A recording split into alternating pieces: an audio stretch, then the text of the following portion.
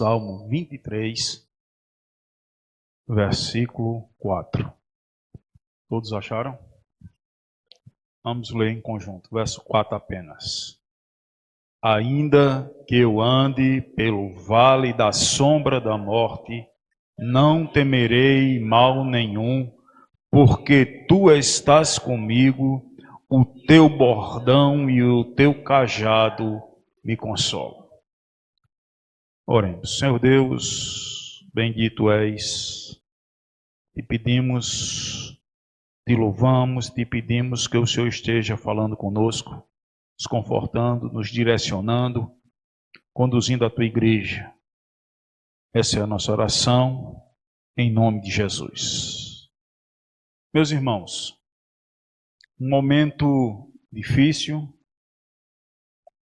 momento de morte altamente rejeitado pela natureza humana.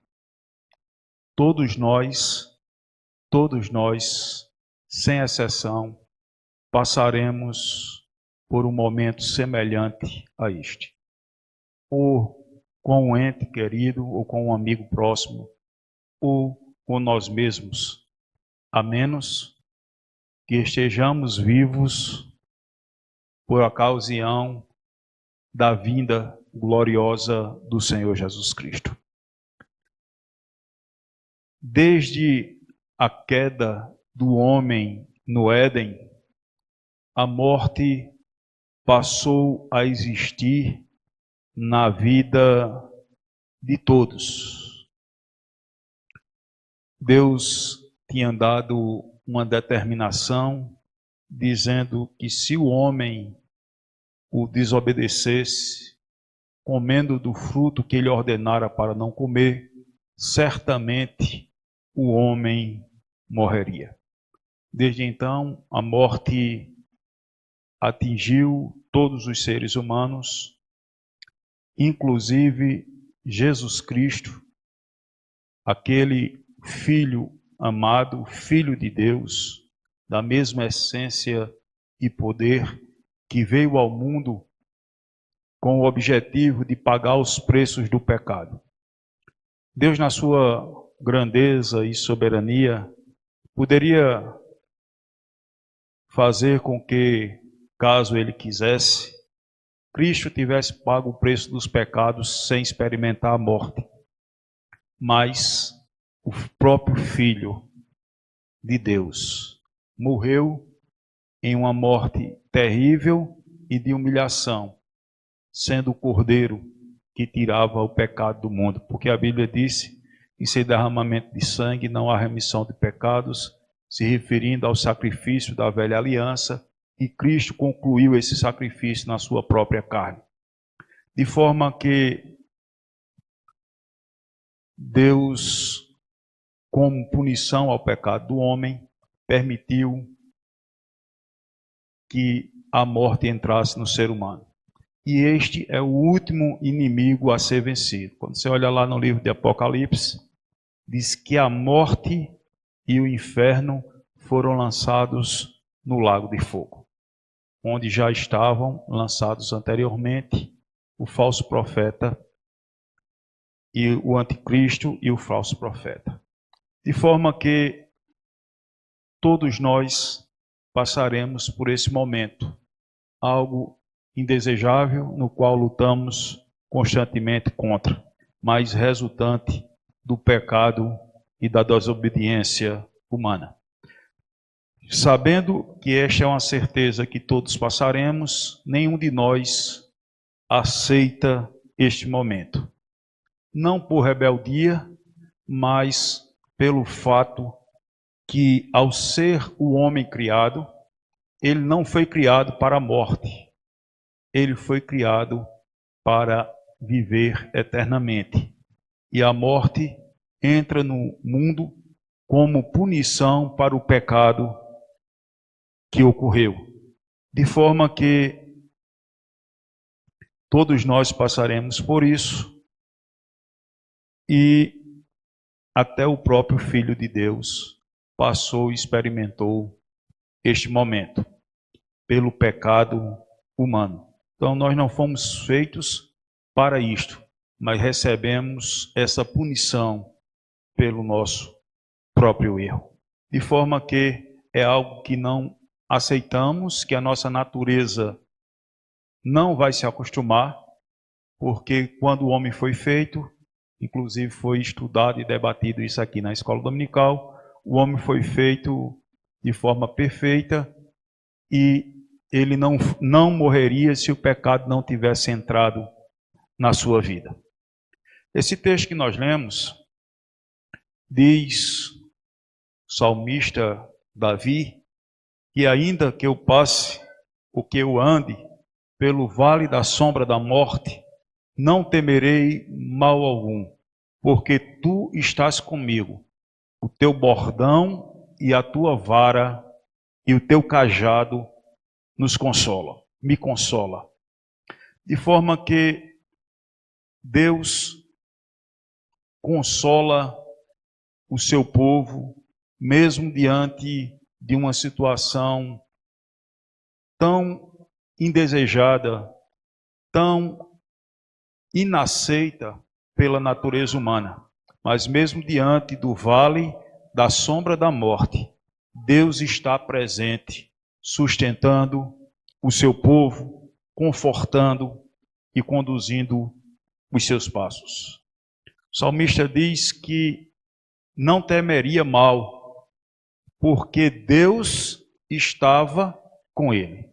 De forma que a presença de Deus é o que faz toda a humanidade suportar um momento tão difícil.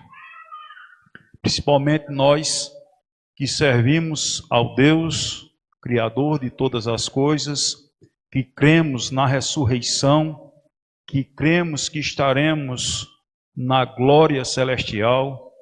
O apóstolo Paulo diz que quando essa casa terrestre se desfizer, receberemos um edifício nos céus preparado não por mãos humanas, mas preparado pelo próprio Deus, demonstrando que a situação que estaremos no céu, o nosso espírito está hoje habitando em uma casa terrestre, e quando formos até a presença de Deus, receberemos um edifício, algo muito superior ao que temos hoje.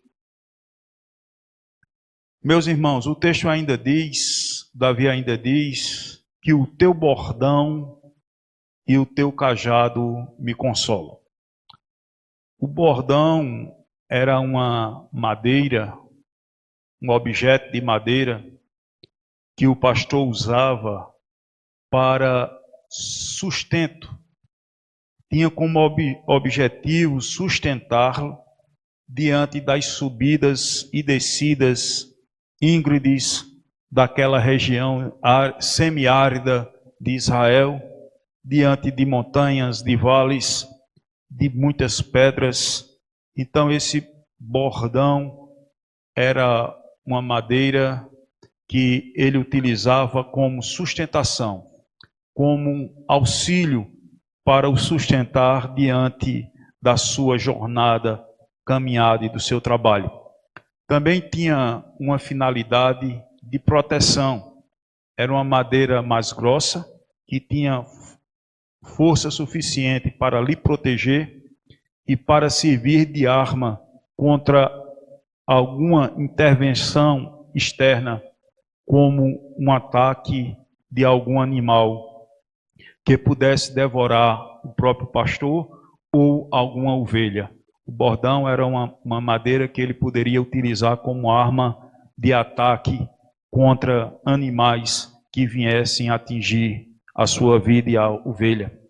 Mas ele também fala que o teu cajado, o cajado era uma madeira também, mais fina, com uma inclinação na parte superior, na parte final dele, na extremidade, que servia de condução, indicava o caminho, servia também para puxar alguma ovelha que estivesse se desviando, se distanciando, indo para um perigo, ele puxava. Era uma madeira mais longa, muito mais longa, que servia com a extensão do seu braço para alcançar em uma distância um pouco maior aquelas ovelhas. De forma que o cajado, ele traz a ideia de proteção também, de assistência, de consolo, de pastoreio, traz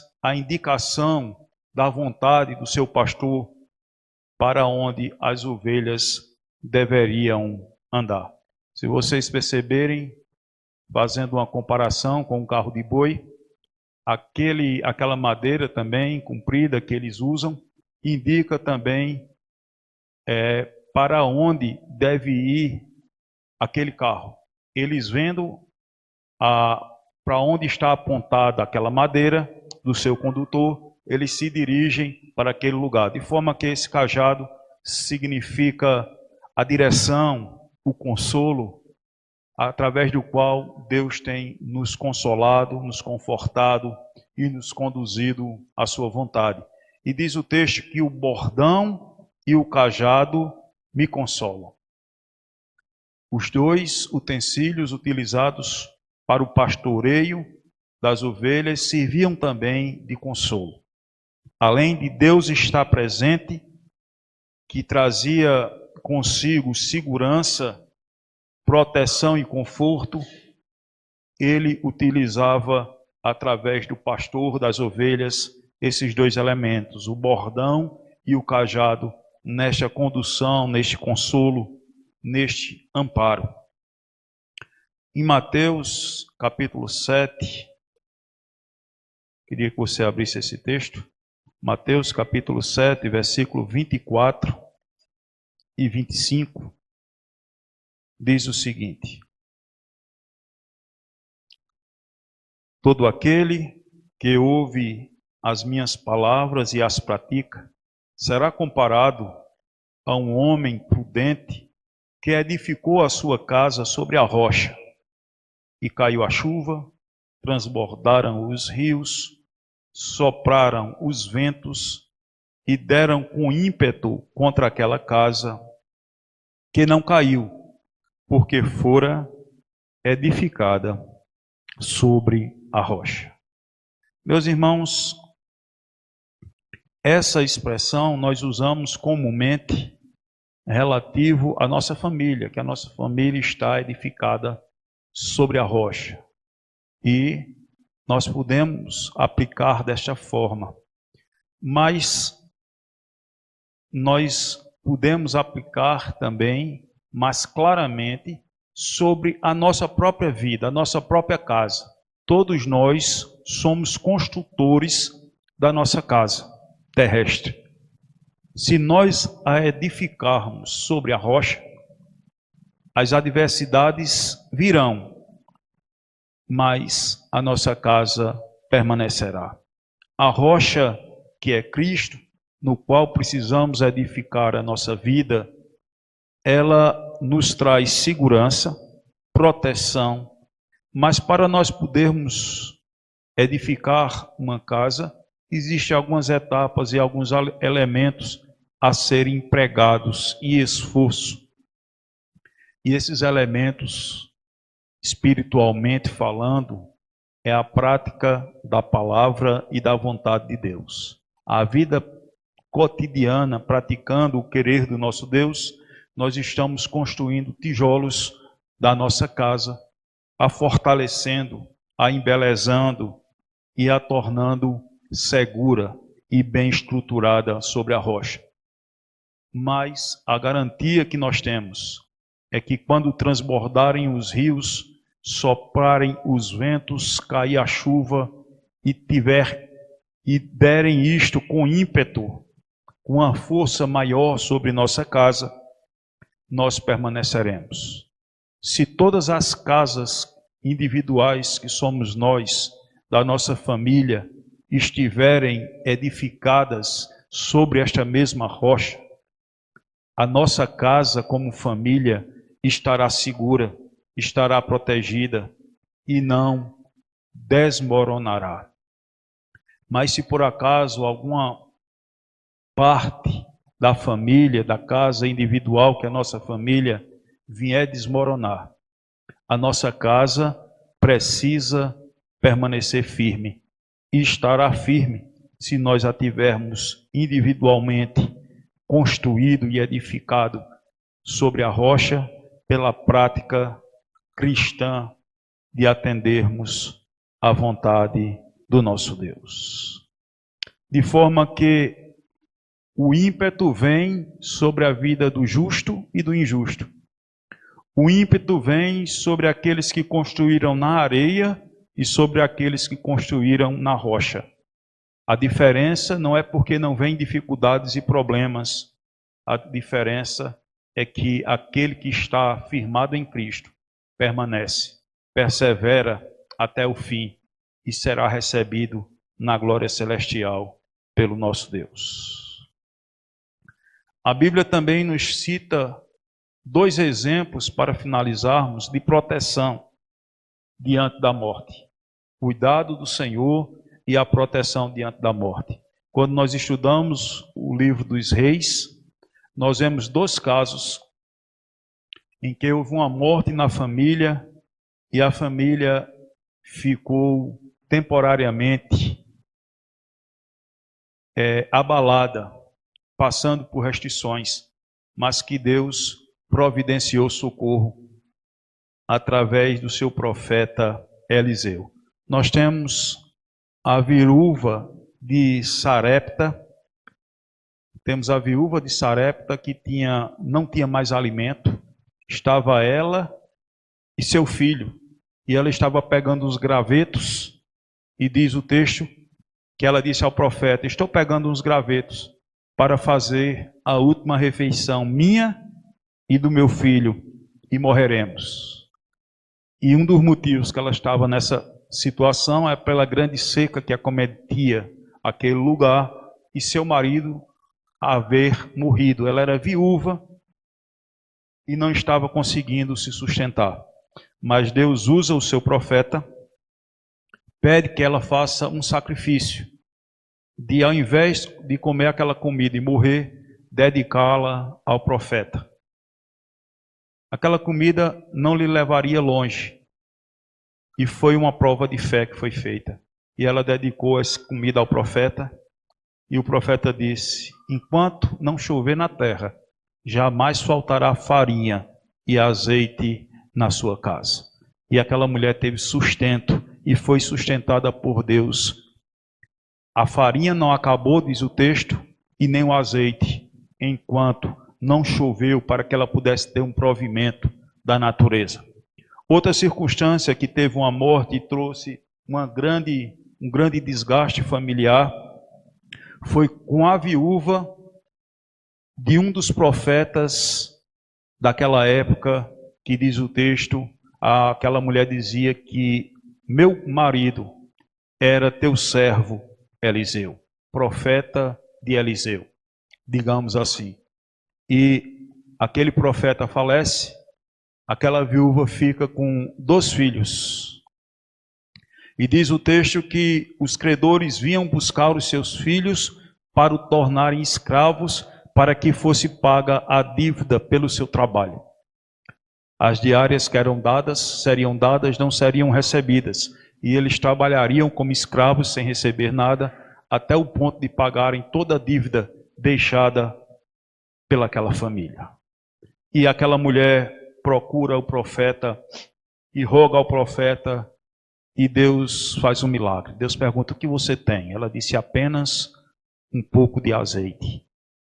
E aquele azeite era algo, todo o azeite naquela época era algo muito caro, muito valioso. E Deus faz um milagre através desse azeite. Ele diz: vá buscar todos os vasos que você puder, todas as vasilhas, peça aos vizinhos. E diz, mandou ele fechar, aquela mulher fechar a porta e encher todas as vasilhas. E todas as vasilhas foram feitas, enchidas, e o azeite só parou de jorrar daquele azeite que aquela mulher tinha, quando todas as vasilhas estavam cheias. Terminando esse milagre, O profeta Eliseu diz: vai, vende todo o azeite, paga tudo que você deve e viva com o restante. Mesmo diante da morte, mesmo diante de uma situação improvável, Deus ainda é o mesmo. E Ele opera, faz milagres e traz paz, conforto e solução para aquela situação desastrosa, sabendo que este inimigo só será totalmente vencido, só deixará de existir e de operar após a vinda do Senhor Jesus Cristo, a sua segunda vinda, após o julgamento, quando ele lançará o próprio inferno, Hades, no lago de fogo. É o último, diz a Bíblia, em Apocalipse, inimigo a ser vencido.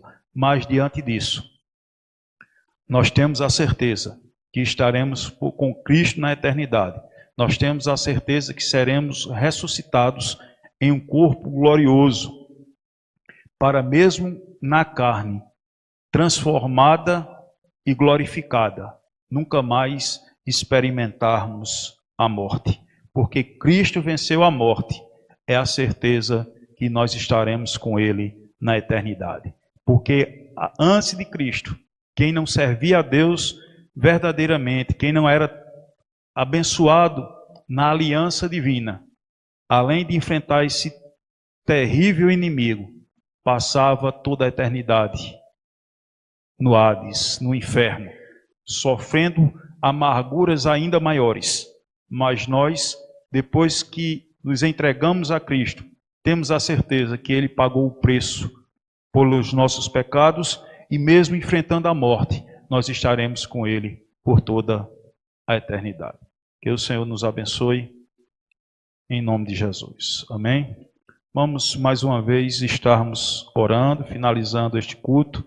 Queremos avisar que logo mais à noite não haverá o culto noturno e que 16 horas, às 4 horas da tarde, haverá aqui na igreja o culto fúnebre e logo em seguida, em torno de 17 horas, 5 horas da tarde, haverá o sepultamento. E os irmãos possam estar presentes nesse momento, dando apoio. Sabemos que a igreja sofreu muito com essa situação, mas Deus está conosco para nos sustentar, para sustentar aquela família.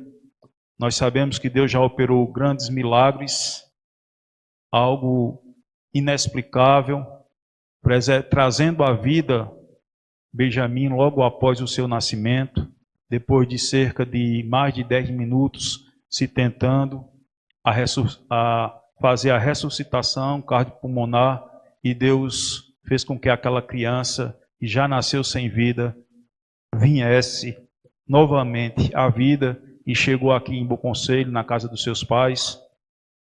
Não era o fim que queríamos, mas nós somos gratos pelas maravilhas que Deus operou na vida de Benjamim e para mostrar que Deus é poderoso para ressuscitar, e trouxe ele para a sua casa. Mas aprove ao Senhor, neste momento, né, não está mais Benjamim entre nós, mas está na glória celestial junto do Pai.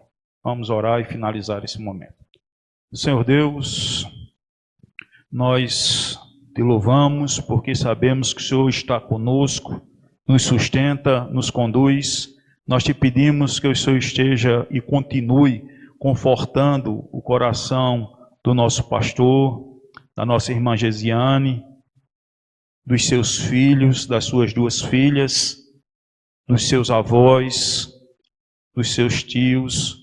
Que o Senhor esteja trazendo conforto e direção nesse momento, que o Senhor esteja fortalecendo os seus corações, que o Senhor esteja fixando na sua mente a tua palavra, a segurança da tua palavra, a tua proteção, o teu cuidado paternal. Somos gratos, Senhor, porque mesmo imerecedores, o Senhor nos trata de forma maravilhosa, o Senhor nos trata de forma amorosa, o Senhor nos segura pelas mãos e nos conduz à tua vontade. Por isso, recebe a nossa oração nesta manhã, em nome de Jesus. Amém.